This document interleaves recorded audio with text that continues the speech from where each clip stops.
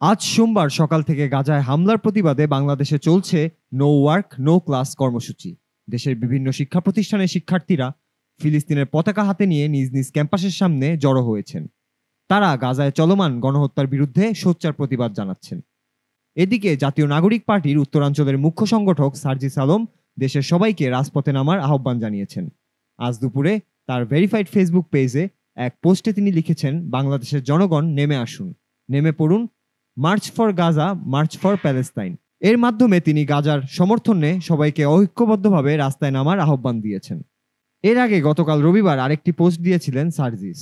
NCP, BNP, জামাত সহ সব রাজনৈতিক দলের প্রতি আহ্বান জানিয়েছিলেন তিনি বলেছিলেন, আমরা হয়তো গাজায় গিয়ে লড়তে পারবো না, কিন্তু তাদের সঙ্গে একাত্মতা জানাতে আমরা রাজপথে নামতে পারি। তিনি প্রস্তাব দিয়েছেন কোনো দলের ব্যানারে নয়, বরং বাংলাদেশ নামে একটি ঐক্যবদ্ধ প্ল্যাটফর্মে সবাই মিলে গাজার গণহত্যার বিরুদ্ধে প্রতিবাদ জানাক। তিনি ইসরায়েলের প্রধানমন্ত্রী নেতানিয়াহুকে খুনি ও রক্তপিপাসু আখ্যা দিয়ে তার বিরুদ্ধে স্লোগান দেওয়ারও আহ্বান জানিয়েছেন। এই কর্মসূচির মাধ্যমে ফিলিস্তিনের প্রতি সংহতি ও গাজায় শান্তি প্রতিষ্ঠার দাবি আরও জোরালো হচ্ছে। শিক্ষার্থীদের পাশাপাশি সাধারণ মানুষও এই প্রতিবাদে শরিক হচ্ছেন।